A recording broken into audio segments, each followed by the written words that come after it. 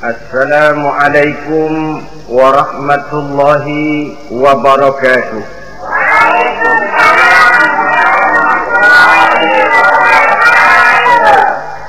Bismillahirrahmanirrahim. Alhamdulillahi rabbil alamin. Wassalatu wassalamu ala asyrafil anbiya'i wal mursalin, Sayyidina wa maulana Muhammadin wa ala alihi wa ashabihil mujahidin at-tahirin, amma ba'du. Bapak-bapak, ibu-ibu, saudara-saudara kaum muslimin rahimakumullah. Pada pertemuan terdahulu kita telah membicarakan bagaimana memilih jodoh menurut tuntunan agama Islam. Maka pada pertemuan kali ini pembicaraan akan kita tingkatkan kepada bagaimana membina mahligai rumah tangga bahagia dengan menitik beratkan pembicaraan kepada kewajiban bersama baik sebagai suami maupun sebagai istri. Banyak rumah tangga bahagia tercapai apa yang menjadi cita-cita dan tujuan, tetapi tidak jarang rumah tangga yang tenggelam sebelum sampai ke pantai yang akan dituju. Pada saat-saat perkenalan seseorang dalam usahanya mencari jodoh, dia merasa bahwa pasangannya itulah yang akan memberikan kebahagiaan kepadanya. Hari-hari di mana terjadi pertemuan selalu menjanjikan dan menyanyikan keindahan. Bahkan sehari tak bertemu rasa seminggu, seminggu tidak bertemu rasa sebulan, sebulan tidak ketemu pingsan. Tidak ada tanda-tanda sesuatu itu akan menjemukan. Namun setelah memasuki kehidupan bahtera berumah tangga, baru beberapa bulan saja atau baru beberapa tahun saja, semua impian tadi sirna dan musnah. Bahagia yang disangka, sengsara yang datang menimpa. Keindahan yang diharap, malah kemalangan yang tumbuh. Hal ini disebabkan orang tidak meresapi hikmah daripada kehidupan berumah tangga, tidak menyadari tanggung jawab dan kewajiban yang akan berbuntut tidak timbulnya saling pengertian, dan pada akhirnya tidak akan tumbuh ketenangan di dalam rumah tangga itu. Bukankah kewajiban akan saling memberikan pengertian? Pengertian membawa ketenangan, dan ketenangan adalah tangga utama untuk mencapai rumah tangga bahagia. Oleh karena itu, kita mulai saja dengan kewajiban sebagai seorang suami di dalam memimpin rumah tangga bahagia ini. Yang pertama, kewajiban seorang suami ialah mempergauli istrinya dengan baik.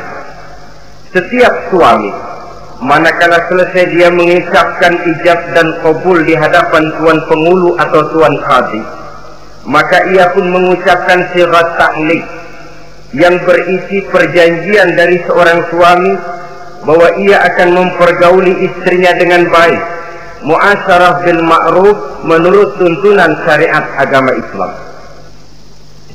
Walaupun janji itu pada zahirnya diucapkan di hadapan tuan pengulu, namun pada hakikatnya itu merupakan janji seorang muslim kepada Allah Subhanahu wa ta'ala. Ini tidak lain karena nikah dalam pandangan Islam merupakan sesuatu yang sakral, merupakan sesuatu yang suci, dan bagian daripada ibadah kepada Allah Subhanahu wa ta'ala. Dalam surah An-Nisa ayat 19, Allah Subhanahu wa ta'ala memberikan bimbingan. Ya ayyuhalladzina amanu la yahillu lakum an tarisun nisa'a karha. Hai orang-orang yang beriman, tidak dibolehkan bagi kamu mengambil perempuan secara paksa. Dengan kata lain, pernikahan harus dilaksanakan atas dasar suka sama suka. Tidak ada pihak yang terpaksa dan tidak ada pula pihak yang dipaksa. Kita hidup tidak lagi di satu zaman seperti zamannya Siti Nurbaya.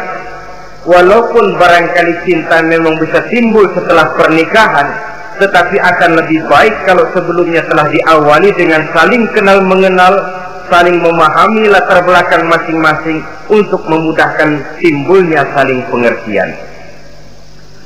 وَلَا تَعْضِلُوهُنَّ لِتَذْهَبُوا بِبَعْضِ مَا آتَيْتُمُوهُنَّ إِلَّا أَنْ يَأْتِينَ بِفَاحِشَةٍ مُبَيِّنَةٍ.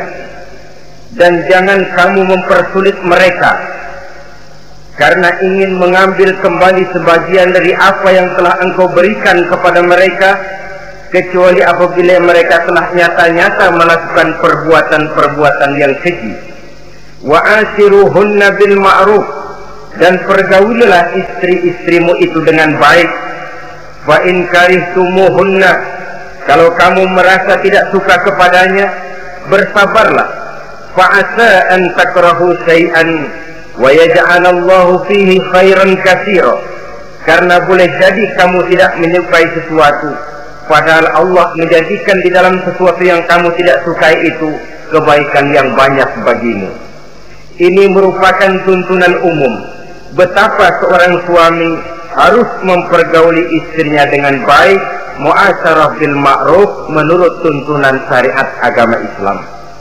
Karena bagaimanapun hak milik seorang suami terhadap istrinya adalah milkul manfaat, milik untuk mengambil manfaat, bukan milkul mutlak seperti seorang memelihara budak umpamanya, yang bisa dihitam putihkan, bisa dijungkir balikan, bisa diperlakukan sekehendaknya.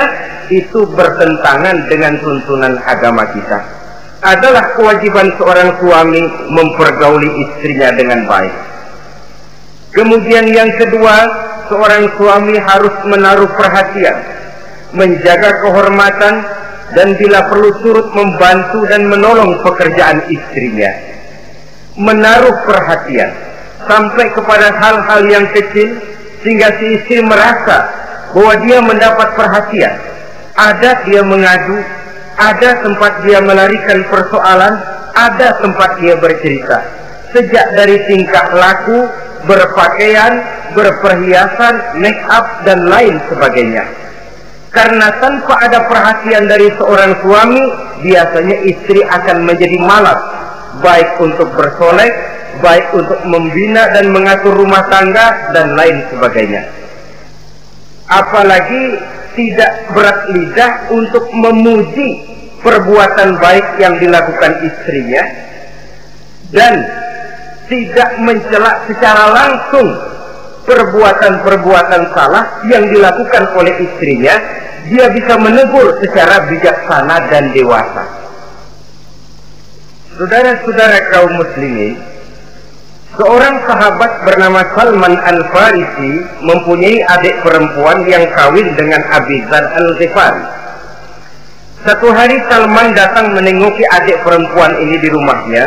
Dilihatnya adiknya, rambutnya acak-acakan, pakaiannya kumuh, pendeknya nggak enak dilihat. Salman memberikan nasihat, kau bersoleklah sedikit supaya suamimu betah di rumah. Kata istrinya, untuk siapa saya bersolek? Ya tentu untuk siapa lagi kalau bukan untuk suamimu. Kata adiknya, percuma saja, suami saya jarang di rumah.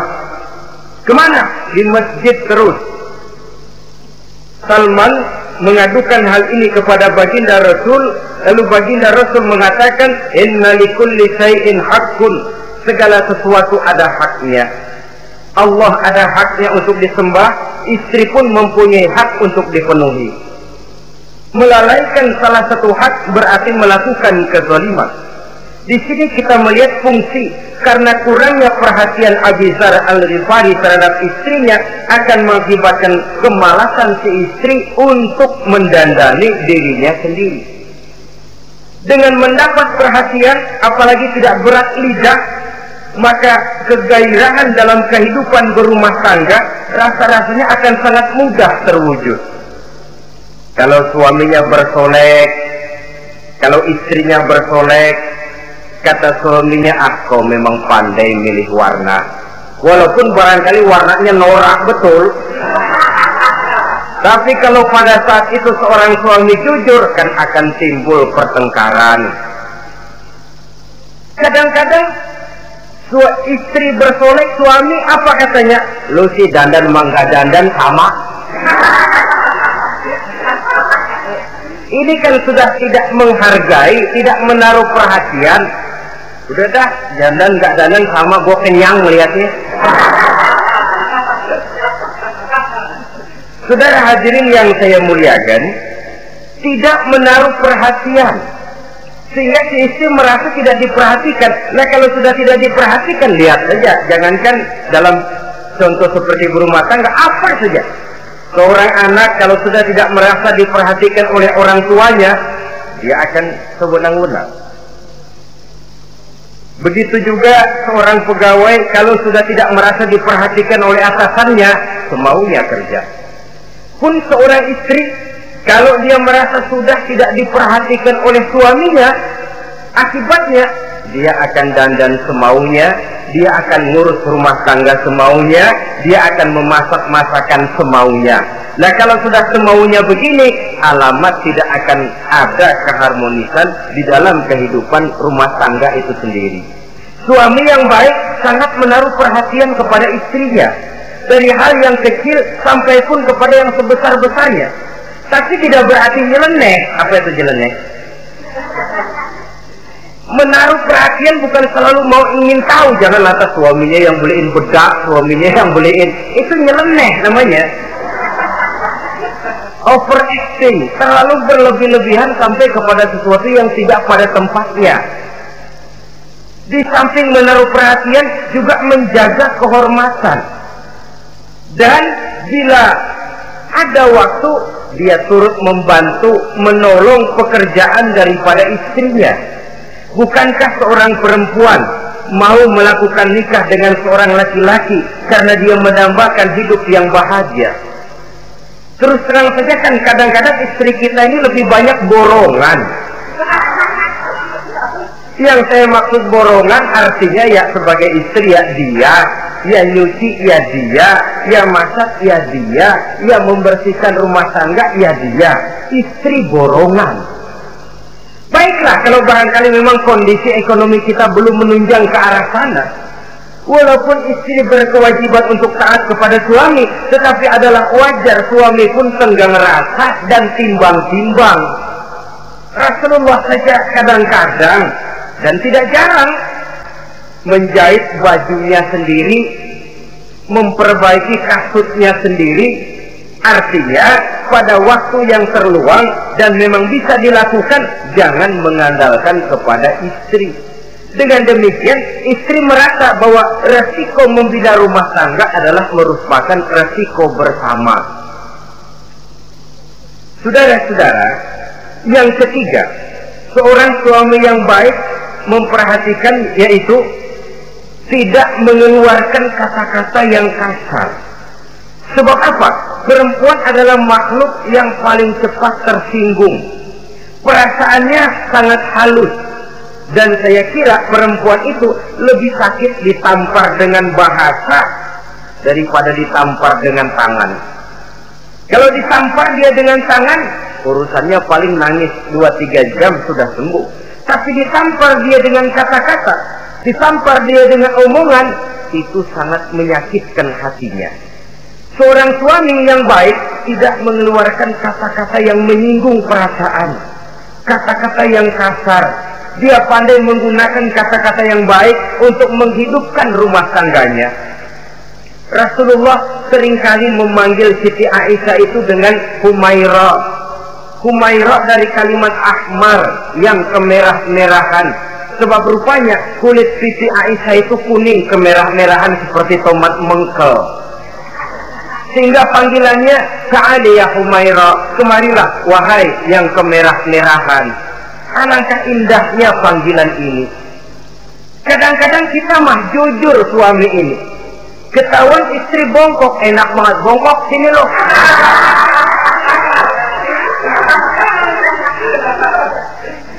Jujur tapi nyakitin.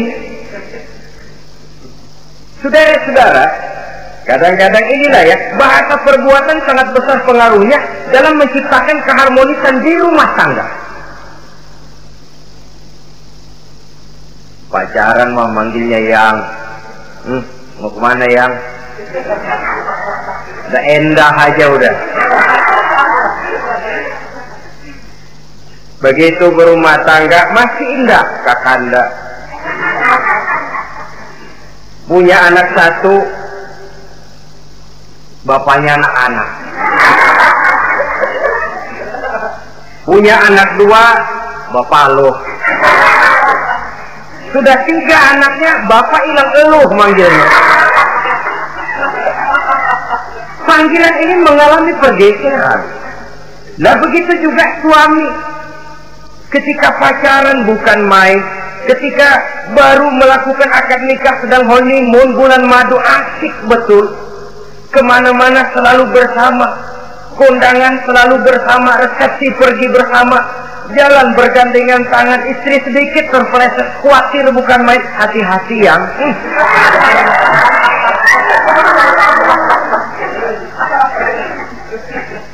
Sudah anak 3, istri ngajak kondangan, kata suami, lo pergi duluan aja dah.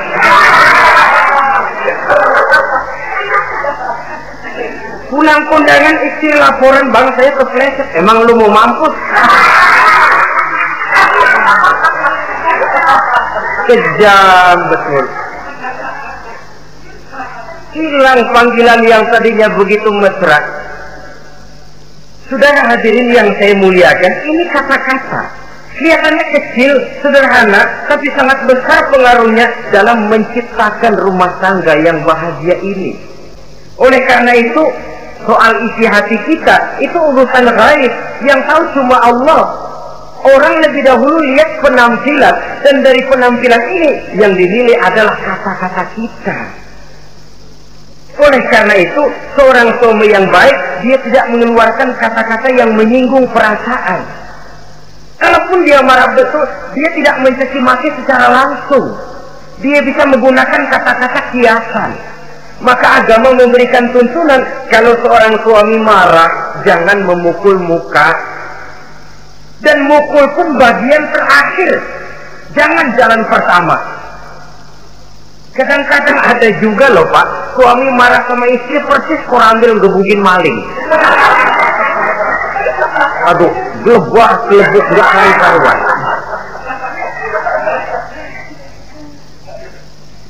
Jangan, kata agama, kalau kau memang ya melihat tingkah laku istrimu yang tidak enak, tegur dengan kata-kata lemah lembut.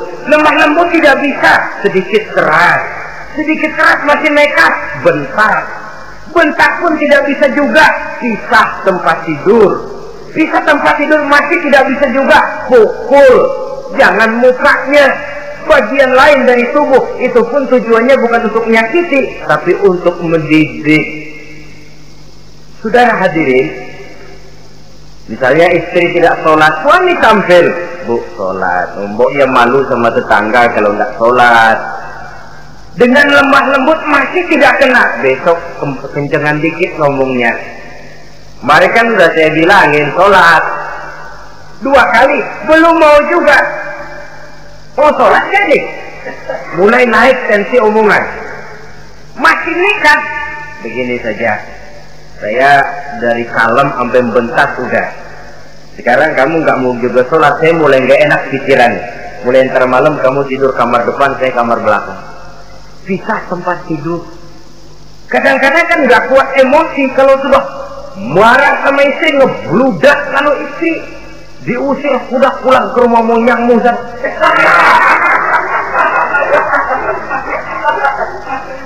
Kata agama jangan, pisah tempat tidur saja. Sudah, kamu tidur kamar depan, saya kamar belakang. Pisah tempat tidur. Kenapa? Nanti malam kalau hujan turun, pikiran berubah, berasa perlu, tinggal pindah kamar. Secara psikologis, saudara-saudara. Jadi melalui processing. Oleh sebab itu, kata-kata sangat besar pengaruhnya di dalam membina kehidupan berumah tangga. Seorang suami yang baik tidak mengeluarkan kata-kata yang bisa menyinggung istrinya. Sebaliknya, istri pun demikian, tidak mengeluarkan kata-kata yang bisa menyinggung perasaan suaminya. Sebab lebih dosa besar kata-kata suami istri yang menyinggung suaminya, walaupun sama dosanya ya, tapi lebih besar ketersinggungan seorang suami ketimbang seorang istri itu. Namun agama memberikan tuntunan suami lebih dahulu yang diajarkan. Jangan mengeluarkan kata-kata yang bisa menyinggung perasaan, baik itu menyangkut dandanan istri, caranya pakaian, caranya jalan, ataupun masakannya. Masakannya sekalipun tidak kita sukai, ya ndak usah. Misalnya sayur keasinan, begitu dicobain menteleng mata pelatat, melotot keasinan. Ndak usah lantas tolak pinggang, lu masak melotot ya. Ndak usah. Saudara hadirin yang saya muliakan, jadi itu dari segi masakan. Dari segi pakaian, umpamanya istri kita berpakaian tidak sesuai dengan tuntunan agama, cukup kita bisa berkata, pakaianmu sebenarnya bagus, motifnya, potongannya, kainnya, cuma kok kelihatannya kok potongan badanmu kok kelihatan betul dengan terbungkus pakaian seperti itu. Alangkah lebih baiknya, nah, dengan demikian istri nggak terlalu tersinggung daripada sudah dandan bagus-bagus lalu istri suami ngobrol kata yang nggak enak. Bagus lo kayak nangka dikerosoin.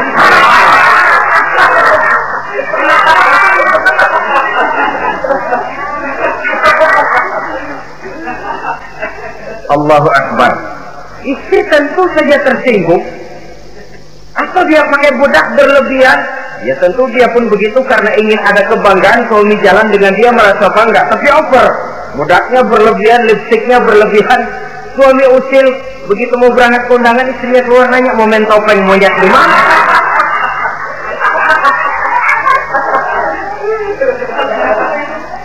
Tentu dia akan tersinggung karenanya. Jadi saudara-saudara, ini yang ketiga. Yang keempat, seorang suami yang baik jangan memberikan pekerjaan di luar batas kemampuan istrinya. Wah, tugas istri itu nyaris 1 kali 24 jam. Seorang suami bagaimanapun payah dia bekerja, pulang dia bisa istirahat, tidur malam dia bisa tidur dengan nyenyak. Tapi seorang istri, apalagi dia punya anak kecil, bayi misalnya, itu nyaris jam kerjanya 1 kali 24 jam. Sejak bangun tidur sampai tidur lagi, bahkan tidurnya pun selalu diusik oleh anaknya. Anaknya kalem, bapaknya ngusik.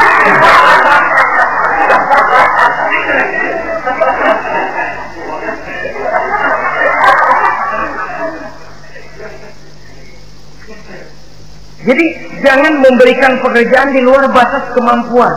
Kata pepatah, "Iza aradta an tuta'a fasal ma yustata." Apabila kamu ingin ditaati, perintahkan apa yang orang mampu mengerjakan. Jadi kalau kita memerintahkan seseorang untuk melaksanakan sesuatu yang dia jelas tidak mampu, itu artinya sama dengan kita tidak ingin ditaati oleh orang itu. Bukan dia tidak mau taat, jenis pekerjaan yang kita berikan di luar batas kemampuannya. Nah kalau sudah begitu, tentu saja lalu ketaatan akan menurun jadinya.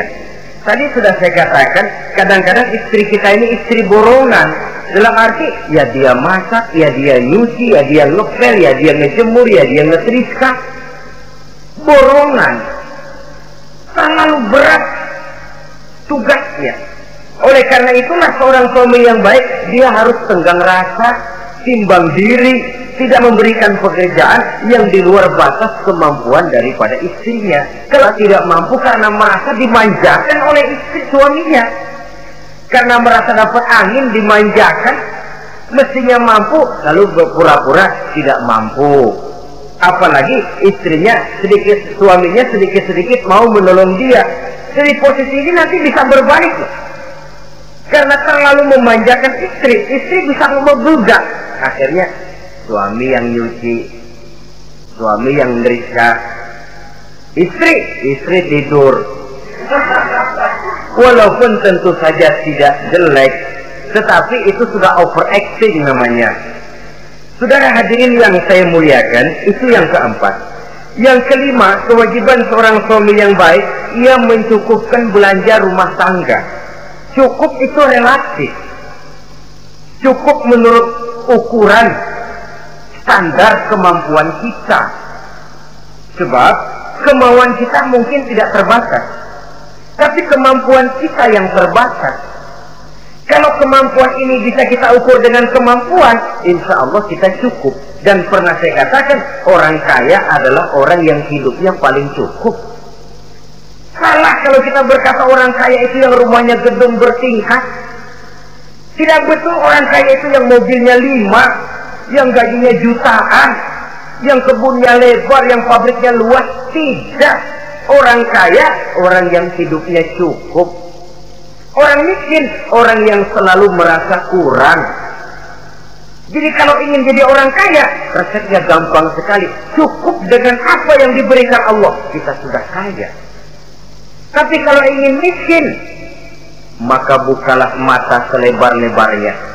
Bagaimanapun banyak nikmat Allah diberikan kepada kita, tidak pernah ada rasa cukupnya. Dikala itu akan tertanam sifat kemiskinan dalam diri. Maka ukuran cukup ini yang relatif. Jadi kalau kita memang ekonomi menengah ke bawah, jangan ingin cukup seperti halnya ekonomi menengah ke atas. Nah, saudara-saudara, di samping belanja rumah tangga yang menyangkut makan, minum, pakaian dan sebagainya, bila ada kelebihan rezeki, juga perhiasan untuk istri. Karena istri itu zinatul hayatid dunia, perhiasan hidup di dunia. Jangan lalu berat hati, kan suami yang peras keringat banting tulang pagi-pagi pulang sore. Mestinya suami dulu dong cukupi pakaiannya.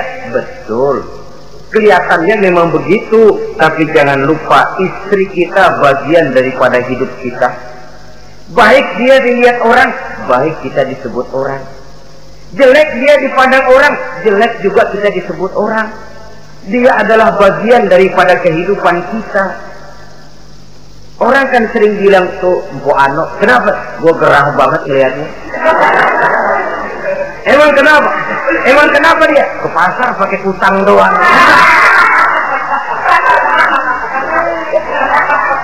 Kata temennya, terang aja dia kan binnya si Meun itu. Si Meun yang nggak tahu apa-apa ikut kesebut-sebut. Istri adalah bagian daripada kehidupan kita. Zalim seorang suami, mentang-mentang dia merasa dia yang cari duit, lalu buat dirinya dia beli pakaian yang mahal-mahal. Istrinya cuma nggak karung doang dipakai. Istri adalah bagian daripada hidup kita. Baik dia dilihat orang, baik kita disebut orang. Jelek dia dilihat orang, akan jelek juga kita jadi pembicaraan orang. Ini tidak lain karena dia merupakan perhiasan bagi suami dan bagian daripada kehidupan seorang suami.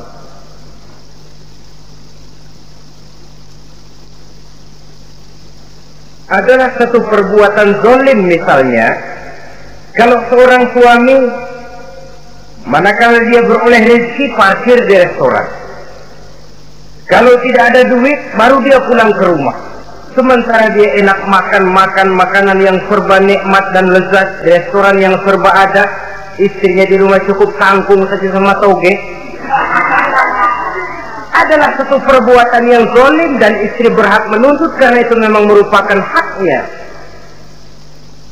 Begitu besar nilai pahala memberikan nafkah ini. Sampai-sampai Nabi dalam hadis yang diriwayatkan oleh Imam Muslim dan Ahmad bersabda, dinarun anfaqtahu fi sabilillah wa dinarun anfaqtahu ala rukbatin wa dinarun tasaddaqta ala miskin wa dinarun anfaqtahu ala ahlika a'zamuha ajran allazi anfaqtahu ala ahlika.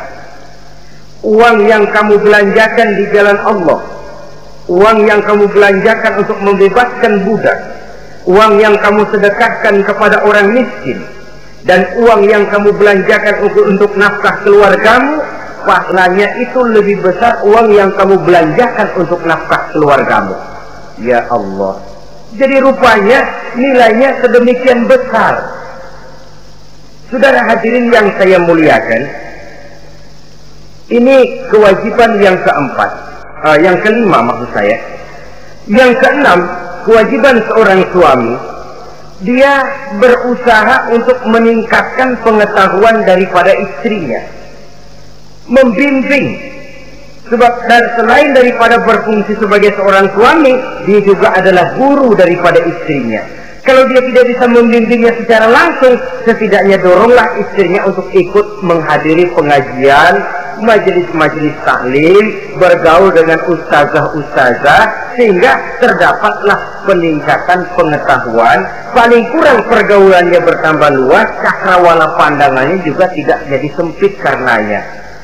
Sebaliknya, peluang ini pun harus dimanfaatkan oleh istri dengan sebaik-baiknya, dengan niat yang ikhlas keluar dari rumah untuk mencari ilmu pengetahuan. Yang repot kadang-kadang dari rumah berangkat ngaji, sampai di pengajian suaminya diakur-akurin.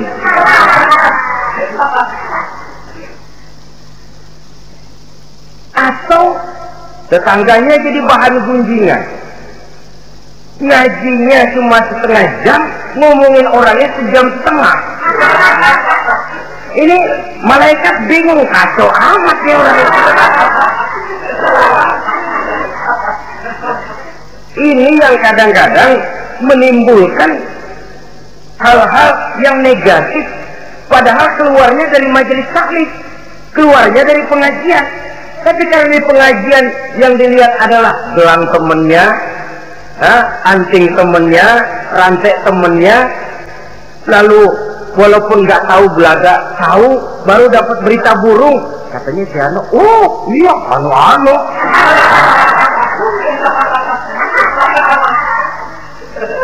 Saudara hadirin yang saya muliakan, akhirnya nanti kan suami jadi pegel.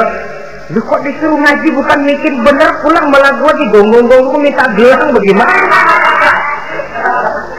Rupanya tidak memanfaatkan peluang yang diberikan itu seperti yang seharusnya. Jadi kalau memang seorang suami tidak bisa membimbing istrinya dalam arti meningkatkan ilmu pengetahuannya, doronglah dia, berikan kesempatan untuk menghadiri pengajian, majelis-majelis taklim yang akan lebih membuka nuansa pergaulan, lebih meluaskan pandangannya, dan ada refreshing. Nah, ini penting.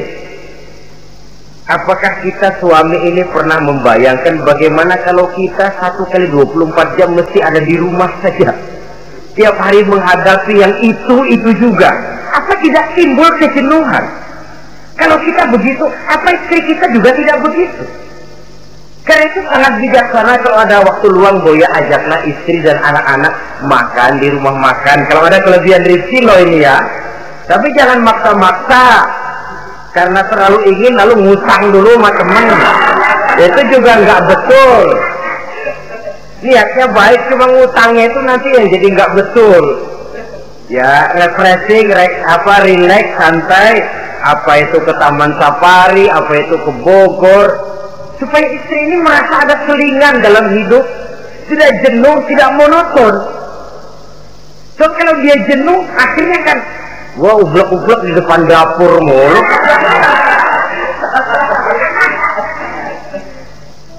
Saudara hadirin yang saya muliakan, kejenuhan ini pada suatu saat akan meledak.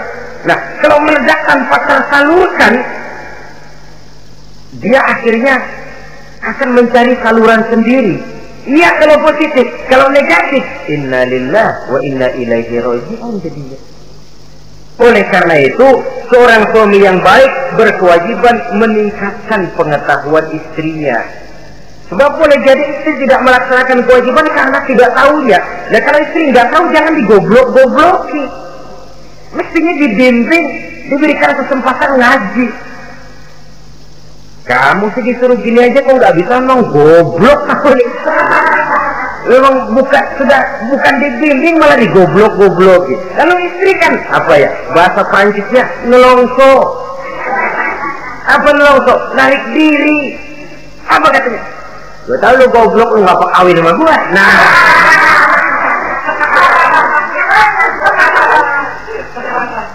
atau pada kata yang lebih nggak enak, gue digoblok-goblokin juga, dipakai juga. Nah,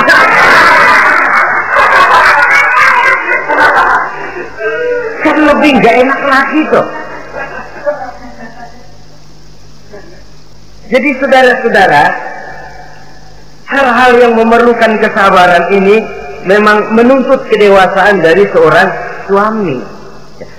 Dia kalau baru 1-2 bulan berumah tangga, segalanya masih menjanjikan dan menyanyikan keindahan. Tapi makin hari kita bergaul di rumah tangga, kita makin tahu karakter, mental, watak daripada istri. Kekurangannya mulai kelihatan, keburukan wataknya mulai nampak. Dikala itulah kita sebagai suami harus dewasa, sabar, membimbing mereka. Kalau waktu 2-3 bulan pertama di rumah tangga namanya honeymoon, segalanya indah, mana ada kekurangan. Masa keasinan, lezat. Nasi kekerasan, asyik. Segalanya nggak pernah salah, selalu betul. Suami istri masa keasinan, lihat si suami melotot makan, nanya, bang sayur keasinan? Enggak. Soal keasinan bagus, keasinan masih bagus. Kenapa? Udah endah aja. Tapi mampukah ini bertahan? Ini yang jadi masalah, mempertahankan suasana kebaruan itu. Saudara hadirin yang saya muliakan, yang ketujuh, kewajiban suami ini, suami yang baik memberi kesempatan kepada istri untuk nengok, bersilaturahmi dengan orang tuanya, kerabatnya, atau tetangganya. Walaupun nanti ya, istri tidak boleh menggunakan ini secara salah. Karena apa? Karena orang tua dan mertua itu cuma istilah. Hakikatnya ya sama, yang mertua ya orang tua. Ya apalagi orang tua. Itu cuma satu istilah. Perbedaan istilah tidak harus menyebabkan kita berbeda sikap. Jangan kalau mertua yang datang, suami curiga. Lalu istri didorong-dorong. Begitu tuh, datang. Babelu katanya. Lalu belum apa-apa sudah buruk sangka. Biasa babelu. Biasa katanya. Nah, biasa ini sudah gak enak tuh. Biasa datang bawa jeruk, pulang minjem duit. Allahu Akbar. Ini kan sudah menanamkan rasa gak enak. Malah akan lebih baik kalau mertua yang datang, suami menyambut lebih dahulu. Tidak akan nampak kecintaannya. Tidak lagi membedakan antara mertua dengan orang tua, karena cuma sekedar istilah. Memberikan kesempatan. Dan seorang istri pun, walaupun akan ke rumah orang tuanya sendiri, izin suami itu wajib. Jangan merasa, saya kan mau ke rumah orang tua sendiri, kepada orang tua kan ibadah, wajib, betul. Tapi setelah punya suami, ranking pertama suami. Bukankah saudara pernah dengar satu riwayat, seorang sahabat akan pergi jihad di jalan Allah, perang membela agama. Ketika akan berangkat, dia pesan sama istrinya, aku mau perang membela agama. Aku pesan, kalau aku belum pulang ke rumah, kau jangan keluar rumah. Baik bang, berangkatlah si suami dengan iringan doa istrinya. Nah, ini istri yang baik ya. Suami pergi kantor, istri doa. Di situ letak kerjasama. Suami buka warung, istri sembahyang duha. Di situ letak kerjasama. Ya Allah, kata istri dalam doanya itu, mudahkan rezeki suami saya. Kalau memang rezekinya masih di langit, turunin ya Allah. Kalau masih terpendam di perut bumi, keluarkan ya Allah. Kalau masih jauh, dekatkan ya Allah. Ikhlas melepas suami dengan iringan doa. Suami pun berusaha luapan terasa jalannya. Tapi kalau dari berangkat keluar rumah sudah dilepas oleh demo, tahu demo? Moyo. Itu suami berangkat juga hatinya sudah kusut, sudah tidak dilepas dengan doa. Lalu si istri juga barangkali suaminya berangkatnya dumel. Ya, jangan dikasih rezeki dah Tuhan, tadi dikasih rezeki gak kawin lagi. Nah.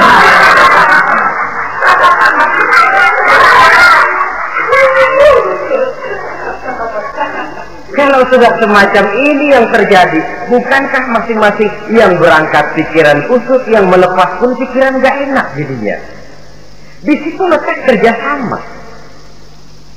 Saudara hadirin, setelah suaminya ini pergi, datang utusan dari orang tua si istri tadi. Assalamualaikum Bu. Waalaikumsalam. Ada apa?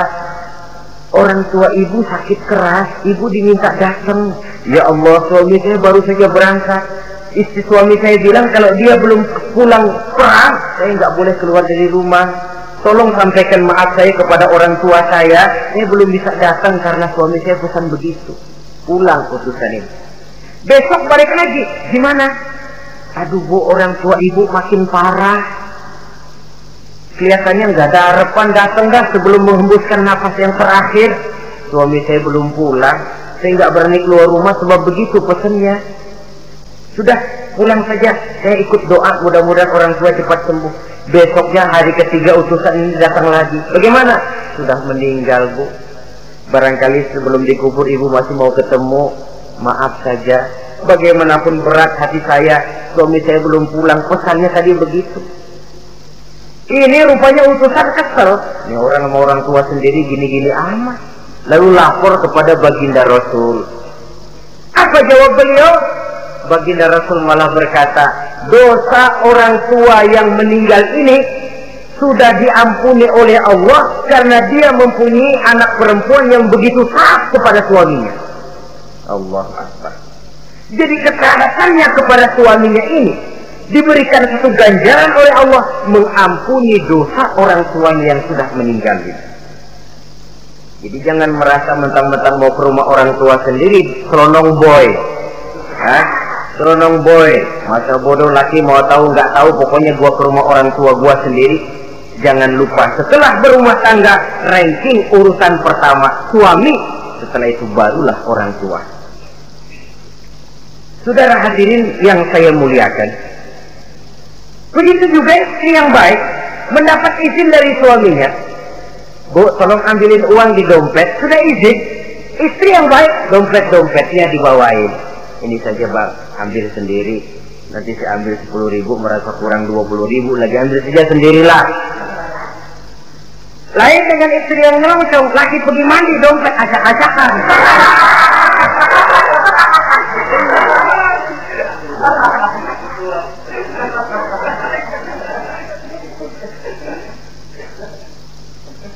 Saudara hadirin yang saya muliakan, baik silaturahmi itu kepada orang tua atau kerabat, famili, andai tolan, keluarga lain, ataupun tetangga. Tetangga itu perlu sepanjang dia menghasilkan nilai-nilai positif. Karena memang kita makhluk bermasyarakat. Yang tidak boleh kalau dengan bertetangga itu lalu menghasilkan hal-hal yang negatif. Saudara hadirin yang ke-8, seorang suami yang baik wajib bersikap lapang dada dan sabar menghadapi kekurangan-kekurangan yang ada pada istrinya.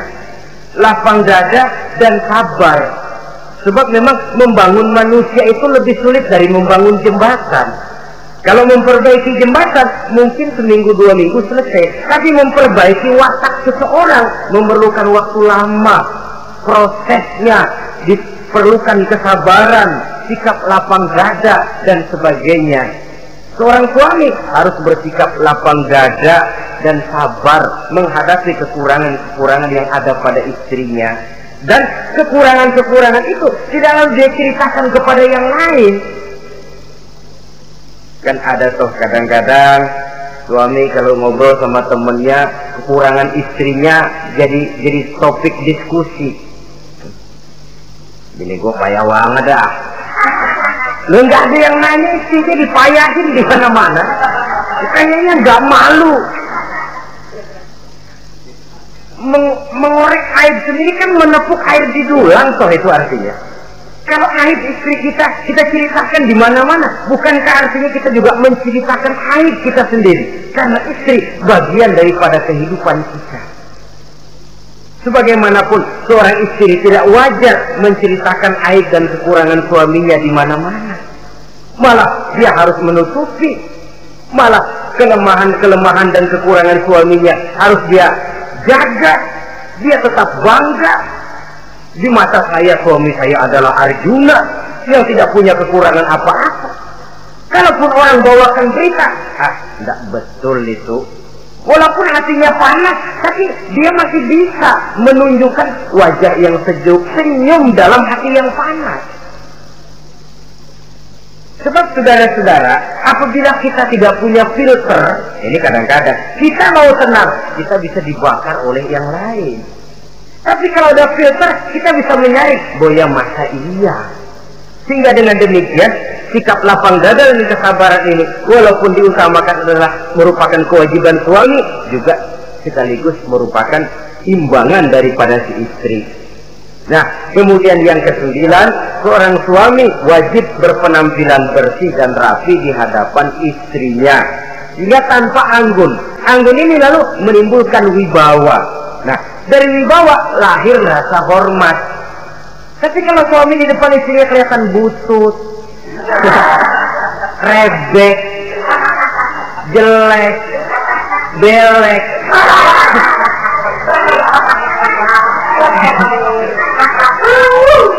kata istrinya jodoh gua apes amat.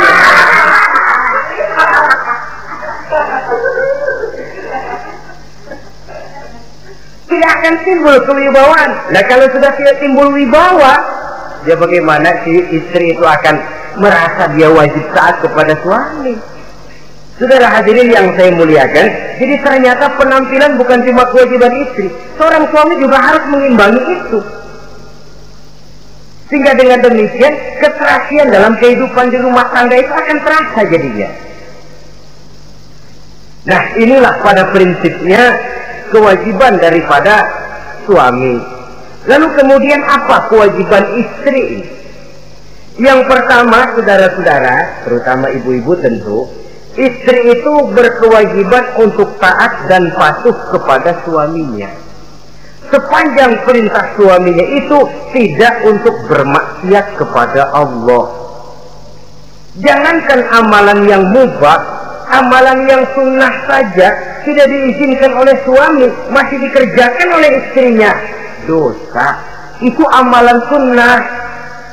Misal saja ini ya, suami kebetulan ngambil cuti hari Senin ada di rumah. Begitu malam Senin, kata si istri, "Bang, besok kan hari Senin, saya mau puasa sunnah." Karena istrinya santri, biasa puasa Senin Kemis. Kata suaminya, "Lu tega amat, gua tumben perek Senin. Senin ada di rumah lalu mau puasa, gue lu suruh ngapain?" Umpamanya lo ya, umpama.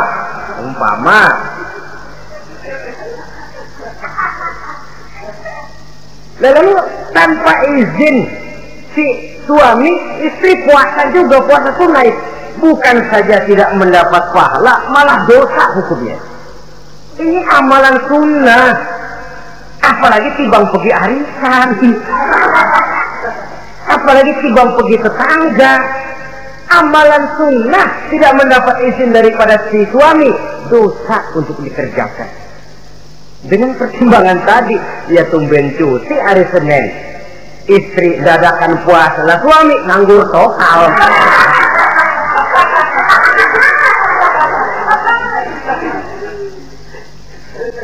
Saudara hadirin yang saya muliakan, Nabi bersabda, "Ayyuma imra'atin matat wa zawjuha anha radin illa dakhalatil jannah." Apabila seorang istri, seorang perempuan meninggal dunia, suaminya ridho kepadanya, maka perempuan itu pasti masuk surga. Ini artinya kalau seorang perempuan meninggal dunia, ya dia tukang ngaji, ya puasa Senin Kemisnya rajin, ya sujudnya hebat, tapi dia meninggal suaminya nggak ridho, pintu surga belum dibukain sampai suaminya ridho kepadanya. Ini begitu besar kewajiban untuk taat. Nah, di sini suami wajib ngimbangi. Jangan mentang-mentang istri wajib taat, lalu suami overacting, kerjanya cuma tulak pinggang sama nunjuk. Lo kalau gue bilang nyungsep, ya enggak. Contoh dari baginda Nabi tadi sendiri kok, beliau itu menjahit bajunya, memperbaiki kasusnya. Yang bisa, ya kerjakan, nggak usah ngandeli. Saudara hadirin, yang kedua, Seorang istri berkewajiban untuk memperlihatkan budi pekerti yang baik kepada suaminya.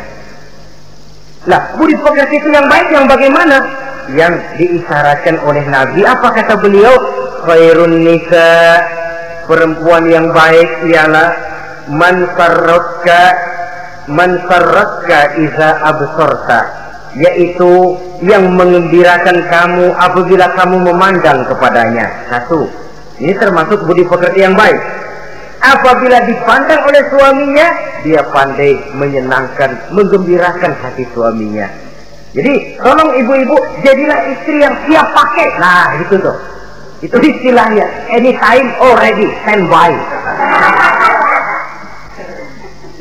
Ya. Apabila dipandang, dia sanggup menggembirakan hati suaminya. Suami pulang dari pasar dagang rugi, istrinya tampil. Itulah bang romantikanya dagang. Mboya sekali-sekali rugi, apa mboya selalu untung? Gelombang laut saja pasang surut. Lah suami kan merasa ada air penyejuk. Ini termasuk menggembirakan. Jangan suami sudah pulang dari pasar rugi, miko panjang, ngos-ngosan sampai rumah istri ceramah. Lasar lu laki goblok. Dagang pakai rugi. Ini kan suami sudah di pasar rugi, sampai rumah digoblok-goblokin. Nah itu nanti ya efeknya, suami itu kalau sudah istri nggak menyenangkan hatinya di rumah, si suami itu kena penyakit yang istilah sekarang ini penyakit broken home. Nah penyakit nggak betah di rumah. Mestinya dia kumpul di rumah, dadakan di pos ansik dia kongkok. Sampai subuh lagi, sampai subuh. Sampai subuh. Saudara hadirin yang saya muliakan, pandai menggembirakan, menjadi penghibur. Usaha suami gagal, dagangnya rugi, gairahnya bekerja menurun, di saat itu istri tampil jadi pengimbang yang baik. Sehingga dengan demikian istri suami lalu merasa ada sedikit air penyejuk. Apabila dipandang, dia pandai menyenangkan hati suaminya. Bagus kalau seorang istri pada saat ada suaminya di rumah dia berdandan, dan suaminya tidak di rumah dia apa adanya. Dan keliru besar, sebab dandannya seorang istri dengan niat untuk menyenangkan hati suaminya merupakan ibadah. Saudara hadirin, ciri yang kedua dari budi pekerti yang baik seorang istri itu apa? Wa tuti'aka iza amarta. Kalau diperintah, dia taat kepadamu. Diperintah, dia taat sepanjang perintah itu tidak untuk bermaksiat kepada Allah. Yang ketiga lagi cirinya watahfazu ghibataka fi nafsiha wa malika. Dia dapat menjaga diri baik pada waktu kamu tidak ada, baik menjaga dirinya sendiri ataupun menjaga hartamu. Tidak menggunakan kesempitan di dalam kesempitan. Ini ciri dari budi pekerti. Yang ketiga, sekarang kewajiban seorang istri dapat mengatur rumah tangga dengan baik dan rapi. Mengatur rumah tangga itu kan tidak perlu biaya yang mahal-mahal. Asal ditempatkan pada tempat yang serasi, komposisi warna yang cocok, tidak perlu perhiasan yang mewah-mewah. Orang lalu terkesan, rumahnya ini sejuk ya. Kenapa? Tata ruangannya kok enak dilihat, apik. Enggak karena mentang-mentang semua kepengen dilihat orang, semua ditaruh di ruang tamu.